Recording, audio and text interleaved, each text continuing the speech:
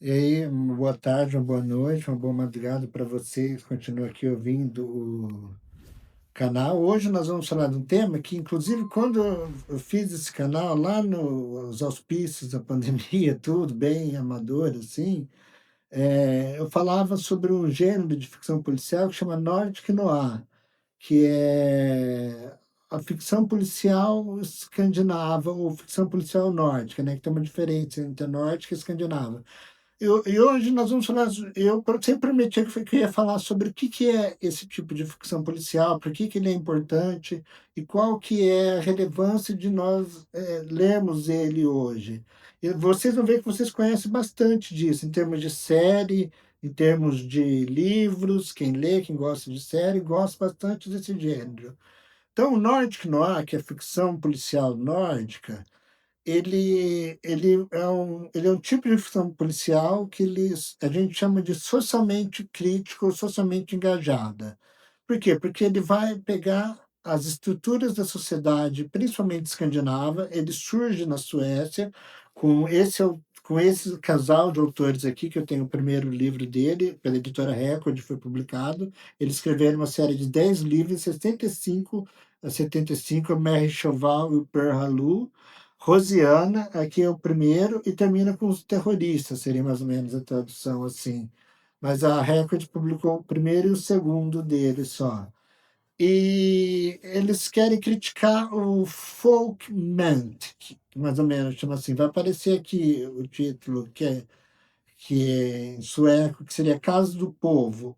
É mais ou menos o em 1928, 29, deu o crash da bolsa de valores lá nos Estados Unidos, quebrou o sistema financeiro todo. Aí surgiu os welfare states, que é o estado de bem-estar social, onde o governo começou a intervir mais na economia, tudo, política New Deal nos Estados Unidos, e teve os modelos escandinavos, que a Casa do Povo foi esse modelo, onde todos faziam parte. Então, eles conseguiram, sem simplificando, eles conseguiram aliar alguns ideais do socialismo utópico, não do socialismo marxista, socialismo utópico é a igualdade entre as pessoas, tudo, com o capitalismo. As pessoas têm a liberdade, individualidade, e todo mundo tem igualdade de oportunidades. Eles conseguiram por isso. Mas só que na década de 70 começou a ruir esses ideais do mundo. Nós vemos a crise do petróleo nos Estados Unidos, na Suécia, passou por vários movimentos, várias coisas nos países escandinavos que também ruíram um pouco, mas ruíram, né? Imagina no Brasil, então, se os casais vivessem no Brasil nos anos 70, eles iam ficar mais revoltados ainda. Aí eles começaram a usar a ficção de crime baseada num autor americano chamado Ed McBain, que criou o Police Procedural, que é aquela série de vários livros sobre um detetive só desvendando casos. Aí eles usaram esse modelo para criticar o fascismo do estado de bem-estar social sueco, mais ou menos. Então, o Percival e Halu, eles vão dar um proto Nordic Noir, o começo. Aí tem o Perhalu morre em 75, tudo. A Mary Cheval, ela vai falecer no 2020, 2021, mas ela não fala mais. Aí nos anos 90 tem a retomada dessa ideia para um escritor que tem dois livros dele, a Companhia das Letras, que publicou mais livros dele, mas tem dois livros que eu vi que estão disponíveis na Amazon. Inclusive, não esqueça de curtir, se vocês gostam, se inscrevam no canal, comentem, e vai estar aqui na descrição os links desses livros para vocês entrarem na Amazon. Vocês ajudam bastante o canal, entrando, adquirindo, vendo, entendeu? Não esqueça de fazer isso, quem gostar do conteúdo. O Henneman, que eu tenho aqui, é Quinta Mulher, que é o quinto livro muito bom. Mas o Henneman, que nos anos 90, ele, na Suécia, eu vou pegar aqui que eu quero falar dele depois, o Nesbo na Noruega. E na Dinamarca, eu não tenho agora um conhecimento específico dos anos 90, mas e a Annie Holt na Noruega também, mas mais na Suécia, nos anos 90, mais esse, assim, na Suécia. Eles vão criar o Hahnemann, que vai criar o Kurt Wallander, que inclusive tem uma série no Netflix, vocês vão ver aqui o link dela, que foi lançada em 2020 e 2022, a primeira e segunda temporada, chama Young Wallander, que é esse detetive aqui desse livro, o jovem Wallander, né? Que é o Kurt Wallander, que ele é mais novo, assim, então, antes dele virar um inspetor, o detetive de polícia, como que ele vira esse inspetor, essa série vai trabalhar, ela tá no Nordic Noir também, só que ela não tem muita relação com os livros do Michael, como outras séries, a BBC tiveram, tudo, e ele vai criticar o que ele chama de falha sistêmica do Estado Social sueco, ou seja, no primeiro livro, que é Faceless Killers, que é Assassino Sem Rosto, que Mankiw vai pôr? Ele vai criticar a questão, uma questão que ocorre muito hoje, inclusive o avanço da extrema-direita nos países nórdicos, né, dado por esse problema da questão da imigração. Muitos, por causa das guerras no Oriente Médio, migram para esses países, Suécia, Noruega, Dinamarca, Finlândia, e principalmente na Suécia, eles meio que na região de Malmo, vocês podem ver aqui que é a região que vai estar esses países escandinavos no mapa, é a região que faz fronteira com a Dinamarca, tem uma séria ponte que passa entre esses dois países, todos, e eles falam que aumentou a violência, os islâmicos lá nesses países. Então, esse discurso da extrema-direita. E eles vão criticar. E o Hahnemann que vai usar essa ficção para criticar esse racismo velado que tem na sociedade sueca, tudo. Mas não é só esses os temas. O Hahnemann, nesse primeiro livro aqui, A Quinta Mulher, é um livro bem interessante que ele vai mostrar a relação do Wallander com o pai e o Wallander com uma assassina em série. É interessante. Vai mostrando como que funciona a questão do machismo na Suécia. Mas, para dando continuidade, esse ano estreou na Netflix a série chama Os Crimes de Hercule. Por isso que eu escolhi esses três livros aqui. E o John Nesbo foi o showrunner, que foi o que fez a série baseada no detetive dele, Hercule, que é o detetive. Esses três aqui representam a trilogia de Oslo, que é o que tem os dois primeiros Barato Morcegos, que tem resenha aqui no canal, se vocês quiserem dar uma assistida lá.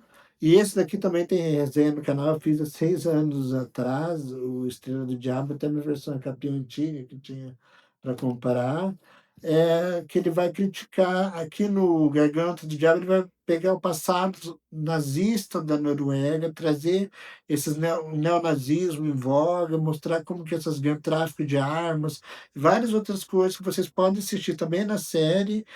A série é mais concentrada nesse último volume, mas esses dois ajudam a entender bastante coisa dessa série, eu recomendo muito. Do John Nesbo, a série chama Os Casos de Harry Hole, é norueguês, ele ajuda a consolidar esse gênero, tudo, e são livros muito. Ele tem mais. Esse ano ele lança o 14º, se eu não me engano, livro desse detetive Harry Hole. E é um detetive assim, ele é anti-herói, ele é alcoólatra. Então, uma das características não é aquele super detetive igual na Golden Age, né? Na era clássica, assim, igual Sherlock Holmes, do Conan Doyle, ou o Dupin do Poe, ou o Hercule Poirot da Agatha Christie, que eles vão pela dedução, os caras vão tudo. Não, são detetives falidos, com problemas familiares, no caso do Harry, problema alcoólico, dependência em álcool, assim, toda aquela melancolia nórdica. E outra coisa que é essencial, a paisagem nórdica, o frio, sombrio, por isso que o noir vem acompanhado do nórdico, porque eles mostram uma paisagem lânguida, uma paisagem meio triste, melancólica, e a cidade é muito importante para a construção das tramas, tanto da crime fiction geral, quanto do Scandi-Noir, o Nordic Noir em particular. E o que revolucionou, esse provavelmente vocês já ouviram falar, quem não ouviu, comenta aí, conhece, que é o Stieg Larsson com a sua trilogia fodástica, que é Millennium. É esse daqui que tem O Homem que Não Amava as Mulheres, volume 1, pela Companhia das Letras também. A Rainha do Castelo de Ar, volume 2, volume 3, Rainha do Castelo de Ar, né? Volume 2, A Menina que Brincava com Fogo. Esses dois são tipo uns livros só, e esse daqui o primeiro é uma história à parte que vai dar base para esses outros dois em trilogia. Mas aqui nós temos a Lisbeth Salander, aqui o Stieg Larsson, ele retoma bastante conceitos da Mary Cheval Perralu. Ele fundou uma revista que chama Expo, que era uma revista que combatia extrema-direita na Suécia, que na Suécia, digo, extrema-direita tem ligações com o neonazismo na Suécia e com desse fundamentalismo, assim, desse extremismo enorme. E essa revista Expor ainda, inclusive hoje existe ainda essa revista Expor. E aqui ele resolveu escrever um romance policial para mostrar a violência contra a mulher. Como que é? Então, a Lisbeth Salander é uma personagem que ela é violentada pelo Estado, ela é violentada por pessoas, só que ela não é uma personagem que se deixa bater. Ela é uma personagem, ela é uma hacker super, perdeu a palavra foda, assim, e trabalhando junto com o Mikhail Blomkvist, vão descobrir todas as engrenagens podres das instituições suecas que fizeram o que acontecer com a vida dela e de outras pessoas, algumas coisas. Então, é um híbrido de serial killer, ficção policial de serial killer, detetive, espionagem, tudo. O Stieg Larsson coloca aqui. Aí tem uma outra autora famosa que escreve na série de Feijoada aqui. Tem outros livros dela que eu não tenho em português, que a Suma das Letras lançou, mas eu tenho esse Blue Angels, que fala dos detetives delas, a Erika Falk e o Patrick, que é a Princesa de Gelo, que é o primeiro. Então ela vai contar a história desses dois detetives, mas é um mais soft, assim. Só que ela pega e retrata Fjällbacka, que é uma cidadezinha bem no norte, no interior, no meio da Suécia, assim. Ela retrata as mecânicas de poder, as relações, assassinatos, coisas lá. Uma escritora bem interessante de vocês lerem. E para terminar, o último que eu queria falar, assim, porque existe o Nordic Noir nos livros e o Nordic Noir televisivo. E por que que eu estou pegando esse livro aqui, que é importante? O Søren Sveitrump, ele é um dinamarquês, essa se passa na Dinamarca, e o título aqui, eu creio que lançou em 2020, né? Assuma, eu acho que o título não pega o título original, que é O Homem das Castanhas, que vai estar aqui para vocês verem, a série tem na Netflix, e esse ano lançou, depois de 6 anos, a segunda temporada, que o Søren Sveitrump criou a série Brewing, foi depois The Killing, autor de The Killing, da Sarah Lund, de tudo, uma série policial que fez sucesso muito. Foi ele que criou Nórdico Noir televisivo, e ele também aí aqui é o primeiro romance dele, ele se aventura, e depois ele, em outubro de 2020, ele vai dirigir O Homem das Castanhas, que é o título original desse livro aqui, que vai falar sobre os assassinatos, tudo serial killer, e as questões quem que esse serial killer mata, na questão desse livro. Mães que abandonam filhos ou que não cuidam bem dos filhos. Esse serial killer julga que mães que não cuidam bem dessa relação da família merecem ser punidas. Se o Estado não está fazendo o que deveria fazer, que é vigiar isso, ele resolve agir por conta própria, mais ou menos isso. Agora tem a segunda temporada, que não tem livro, mas tem na Netflix, lançou esse ano. A segunda temporada está muito boa, tem um plot twist no meio dela, muito legal, que nós temos o Mark Hess e a Naya, dois personagens fenomenais, são dois detetives muito bons, construídos. E o interessante do Nordic Noir é que, ao contrário do crime fiction geral, assim, da ficção de crime geral de outros países, principalmente o neopolicial que nós vemos aqui impregnado na América Latina, tudo, que é narrado de uma perspectiva ou do criminoso, ou que nem pega o psicopata americano, narrado por Patrick Bateman, que é ele que narra, o próprio assassino. Mas é que a polícia é vista como aquela restauradora da ordem. Ao mesmo tempo que ela é corrupta, tem agentes dentro da polícia que quer restaurar a ordem e a paz dentro da sociedade escandinava.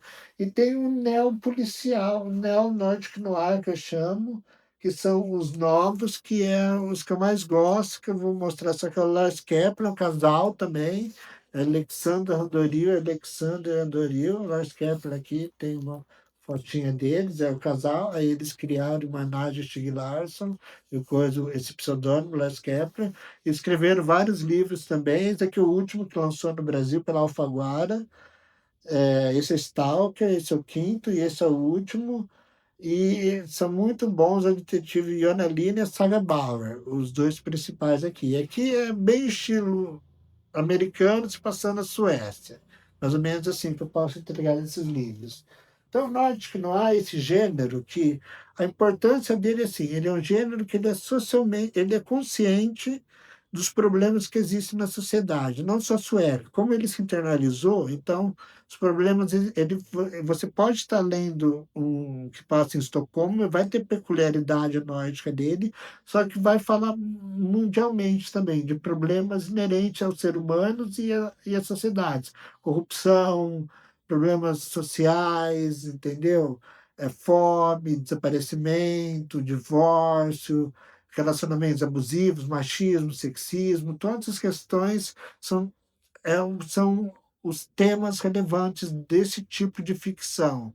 E não só o resolver o crime é o foco central, que nem a gente tem no policial clássico, que é descobrir quem é o assassino.